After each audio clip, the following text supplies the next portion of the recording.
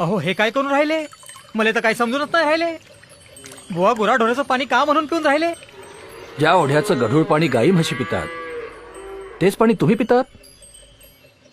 ज्या ओढ्याचं पाणी गाई म्हशी पितात त्या ओढ्याचं पाणी आपल्याला चालत नाही. आणि त्याच गाई म्हशीचं दूध कसं काय आपल्याला चालतं? स्वार्थासाठी निर्मळ आणि परमार्थासाठी गढूळ असा भेद का? अरे पाणी गढूळ नाही, आपलं मन गढूळ झालंय. मन बदला, गढूळपणा गळून पडेल. गढूळपणा गळून पडेल. महाराज, पंत, हा या तरुणानं अंतःकरणात मायेचा ओलावा निर्माण केलाय. देव देव म्हणतात तो हाच. आपलं मस्तक अशांच्या चरणी लीन व्हायला हवं. काय म्हणावं या तरुणाला?